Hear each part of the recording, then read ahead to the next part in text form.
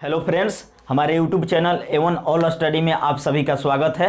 हम बिहार बोर्ड के छात्रों के लिए बायोलॉजी का ऑब्जेक्टिव क्वेश्चन लेकर आए हैं, तो आप सब लोग इसको अच्छे से देखेंगे।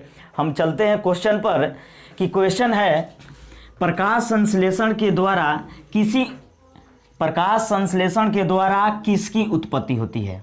फर्स्ट क्वेश्चन है कि प्रकाश संश्लेषण के द्वारा किसकी उत्पत्ति होती है, ये बताना है। प्रकाश संश्लेषण के द्वारा किसकी उत्पत्ति होती है। हम सभी लोग जानते हैं, आप लोग पढ़े भी होंगे कि प्रकाश संश्लेषण होता क्या है। इसके विषय में कुछ हम सब बोल सकते हैं। जैसे देखिए, कोई भी पेड़ पौधा हो, बहुत सारे पेड़ पौधे हैं, तो उसको समझा जाता है कि जब कोई पेड़ पौधे सूर्य से प्रकाश और पेड़ की पत्तियों में जो छोटे छोटे छिद्र होते हैं, रंध्र होते हैं, वो क्या करते हैं, कार्बन डाइऑक्साइड लेते हैं और जड़ से क्या लेते हैं, जल लेते हैं और खनिज लवण ग्रहण करते हैं। तो इस सारी प्रक्रिया के सम्मिलित रूप को प्रकाश संश्लेषण कहते हैं। आ गया समझ में। तो अब इसके द्वारा बोला क्वेश्चन है कि प्रकाश संश्लेषण में किसकी उत्पत्ति होती है। तो हमको 4 ऑप्शन में खोजना है, प्रकाश की, कि प्रोटीन की, कि ग्लूकोज की, कि वसा की। समझ रहे हैं। प्रकाश की तो प्रकाश तो होगा नहीं, क्योंकि उत्पत्ति प्रकाश से तो होती नहीं है। अब चलते हैं प्रोटीन की। प्रोटीन एक तत्व है, इसमें तो कोई निकलता नहीं है। देखिए यहाँ ऑप्शन नंबर जो सी दिखाई दिया, ग्लूकोज, इसी की उत्पत्ति होती है।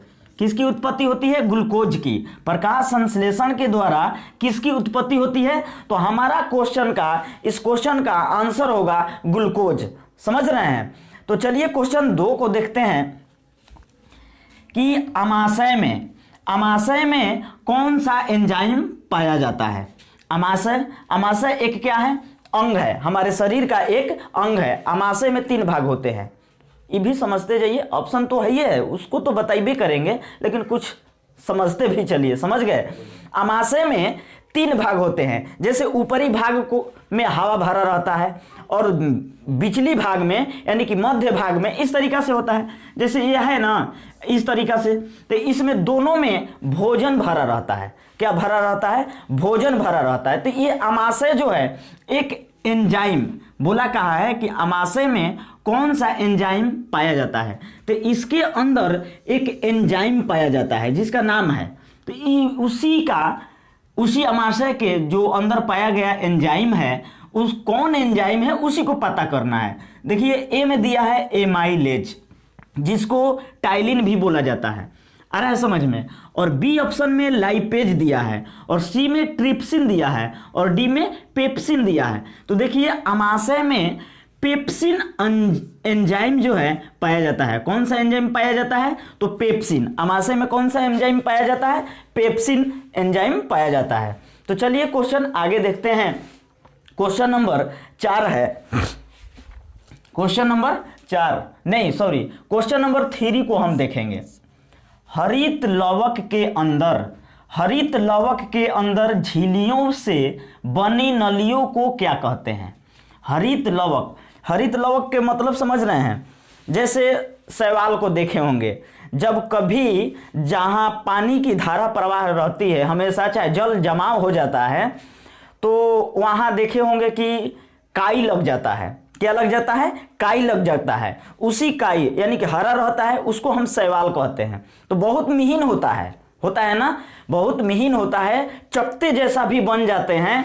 तो उसको हरित लवक के अंतर्गत वो आते हैं। तो उसमें बोला है कि उसके अंदर झिल्लियों से बनी नलियों को क्या कहते हैं। उसके बहुत माइक्रोस्कोप से देखा जाएगा ना, तो दिखाई देगा। समझ गए। तो उसमें जो दिखाई देता है, नली बना रहता है, उसी नली को क्या कहते हैं ये बताना है, यानी कि टिक करना है। तो चलिए ऑप्शन पढ़ लिया कीजिए कि सिस्टर्नी है। ऑप्शन नंबर ए में क्या है? सिस्टर्नी है, बी में क्रिस्टी है, और सी में लैमेला है, और डी में थाइलाक्वाइड है। क्या है? डी में थाइलाक्वाइड है। तो देखिए हरित लवक के अंदर झिल्लियों से बनी नलियों को थाइलाक्वाइड कहते हैं। क्या कहते हैं? थाइलाक्वाइड कहते हैं। ऑप्शन नंबर डी इसका आंसर हुआ। अब क्वेश्चन 4 को देखिए, प्रकाश संश्लेषण की प्रकाशीय प्रतिक्रिया, प्रकाश संश्लेषण की प्रकाशीय प्रतिक्रिया हरित लवक के किस हिस्से में होती है? बहुत मजेदार क्वेश्चन। प्रकाश संश्लेषण की प्रकाशीय प्रतिक्रिया हरित लवक के किस हिस्से में होती है? जो शैवाल होते हैं ना, वो हरित लवक के अंतर्गत तो आते हैं, तो वो प्रकाश संश्लेषण की जो प्रकाशीय प्रक्रिया है उस शैवाल के यानी कि उस हरित लवक के किस हिस्सा में होता है? तो उसका नाम है, ए में दिया है ग्राना, बी में अस्ट्रोमा दिया है, और सी में बाह्य झिल्ली दिया है, और डी में आंतरिक झिल्ली दिया है। समझ गए? ग्राना है, अस्ट्रोमा है, बाह्य है, झिल्ली है, आंतरिक झिल्ली है। देखिए हरित लवक में परत दर परत इस तरीका से सरियाया जैसा रहता है। समझ गए? अब इसी को क्या बोला जाता है?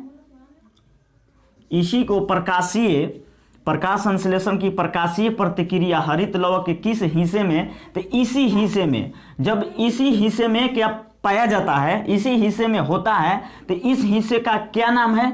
तो ग्राना नाम है। क्या नाम है? ग्राना नाम है। तो देखिए ऑप्शन नंबर ए में आपका आंसर दिया है ग्राना।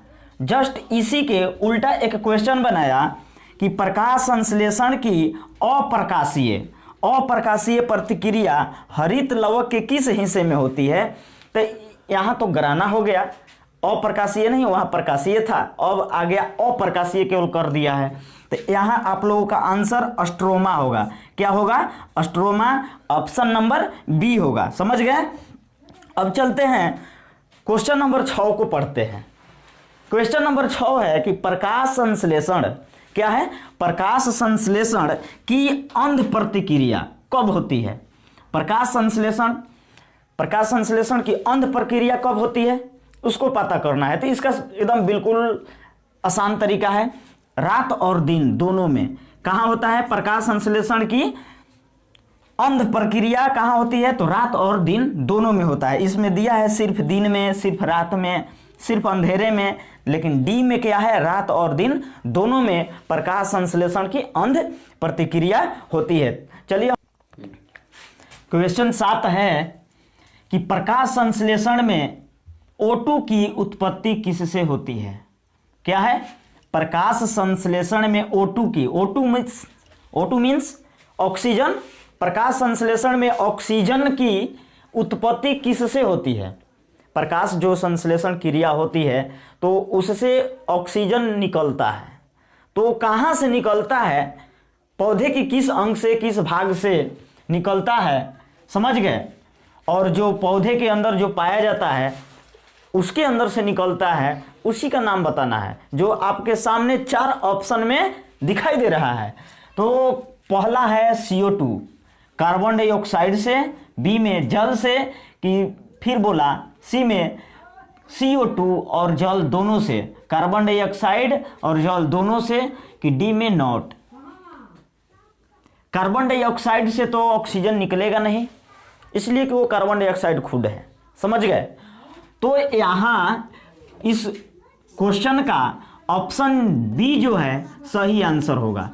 इस क्वेश्चन का ऑप्शन बी यानी कि जल से ऑक्सीजन की उत्पत्ति होती है। समझ गए? जल से ऑक्सीजन की उत्पत्ति होती है। तो चलिए क्वेश्चन नंबर हम 8 को देखते हैं। क्वेश्चन नंबर 8 है कि मनुष्य में, क्या बोला? मनुष्य में कितनी जोड़ी लार ग्रंथियां पाई जाती है?